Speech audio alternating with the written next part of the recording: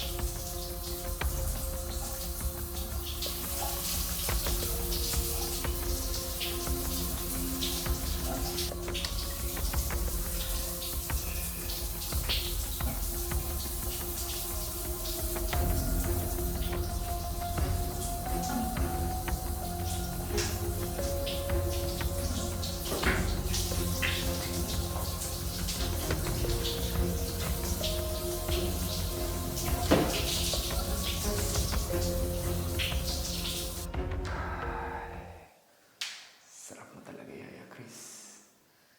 Darating din ang panahon matitikman ko ng masarap mong katawan.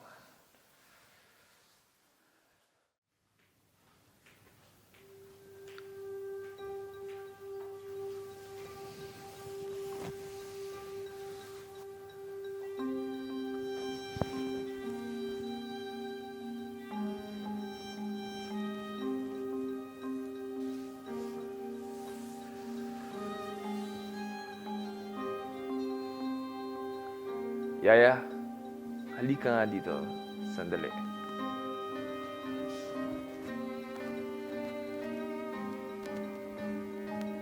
Yes po, sir. May kailangan po kayo?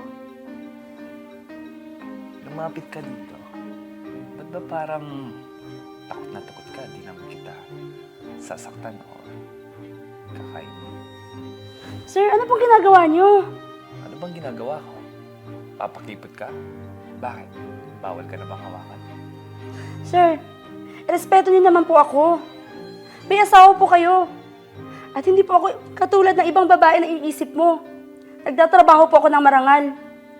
Kaya respeto niyo po ako, please.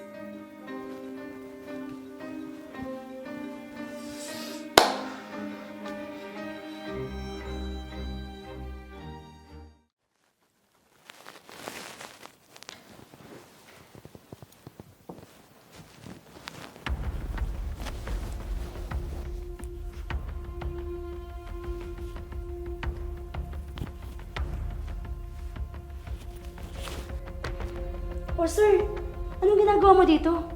Binubusuhan mo ba ako? Yaya, halika dito. Sir! Wag po! Sir, wag po! Sir!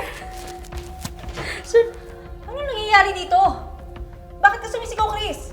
Ma'am, si sir po, binabastos ako. Nahuli ko po siyang binabusuhan ako. At gusto po niya pumasok dito sa kwarto ko. Anong ibig sabihin nito, Dave? Pati ba naman kasambahay natin babastusin mo? Hindi ka na nahiya! Hindi. Mali ka nang iniisip, mahal. Nagsisinungaling tong katulong natin. Eh, anong ibig sabihin nito? Kinukuha na mo ng video si Chris habang naliligo. Mabuti na lang kinalkal ko yung phone mo ngayon.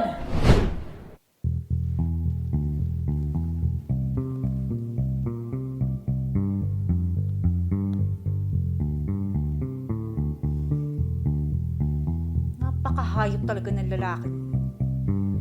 Wala lang ang trabaho at palamanin nagawa pa mamboso. Kaya hindi ka na pwedeng magkaila, Dave. Siguro nga may sayad yan talaga ulo mo eh, no? Kaya magpatingin ka na sa doktor. Kasi hindi na normal yung kinikilos mo. Mahal, patawarin mo ako. Natukso lang naman ako eh. Kaya natukso ka o hindi, dapat magsisi ka sa ginawa mo. Doon ka muna sa pamilya mo tumira. At kapag matino ka na, baka pwede pa kita tanggapin ulit dito sa pamamahay ko.